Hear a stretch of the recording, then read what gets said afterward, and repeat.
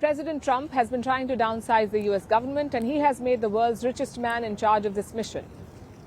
Elon Musk has taken a hacksaw to the federal bureaucracy, and he is taking it on one agency at a time. Now it is NASA's turn. This is America's space agency, and Elon Musk's DOGE is coming for it. That's the Department of Government Efficiency, DOGE. It plans to trim NASA's spending. Hundreds of NASA employees have already accepted Trump's buyout plan. So what does this mean for NASA's future? Are Trump's buyouts working? And what about the conflict of interest here? Considering that Musk's SpaceX has contracts worth about $15 billion with NASA. Our next report tells you. President Donald Trump wants to trim all the fat in the US government, and he's put Elon Musk in charge of this mission. The world's richest man is heading DOGE, that's the Department of Government Efficiency, and it's trying to downsize the US government. I'll tell him to go here, go there. He does it. He's got a very capable group of people.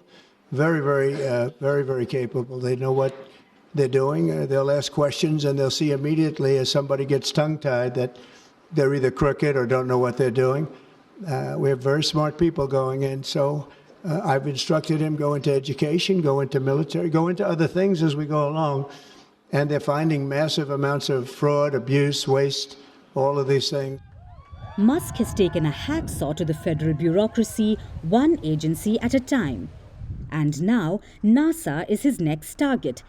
That's the US Space Agency. Its acting administrator, Janet Petro, has said that DOGE plans to examine NASA's spending.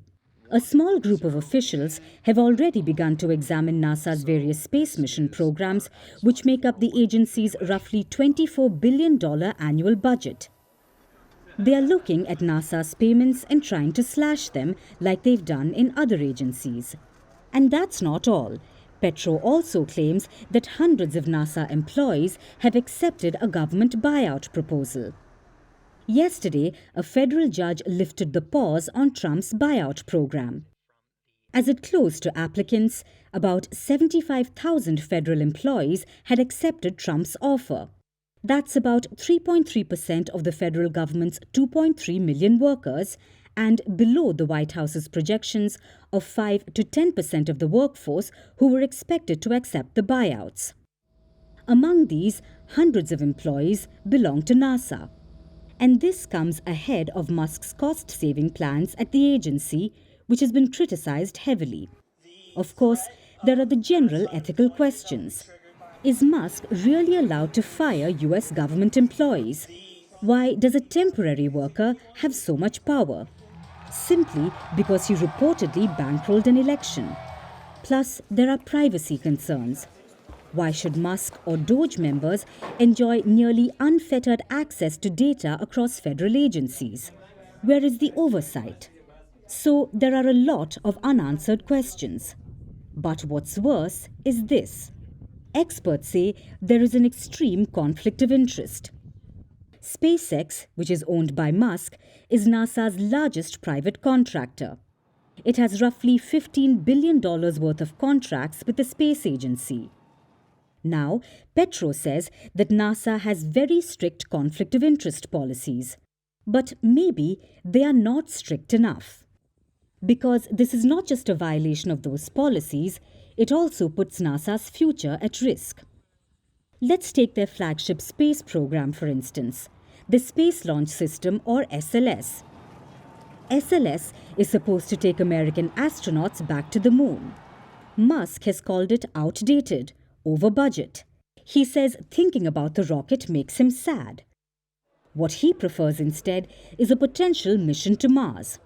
So his involvement has thrown NASA's moon ambitions into uncertainty, and they can upend America's race with China, which has targeted a moon landing in 2030. They've got the flag up now.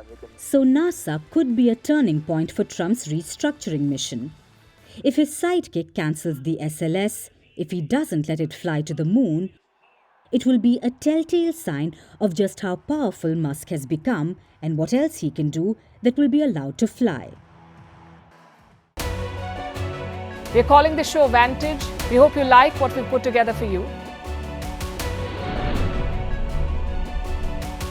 touted as the minimum to his defense from that video. India's neighbors were the first to send the special edition of Vantage live from the White House throughout this week. Yes, Hindu Mandir we're on our way to Tel Aviv. Measure, but it's also the perfect way to drive. I don't think that Prime Minister of Bhutan, Sherin Tagwe. Welcome to 60% of the world's office. Prime Minister Modi did the iron. We were actually How are you doing? How do you like? It's been 1 year since that meeting. Iron bars separate you from the outside. Out the vote effort. Trump had, it says, and at $4.3 trillion. 300 billion by 2030. That's what we need to tackle climate change.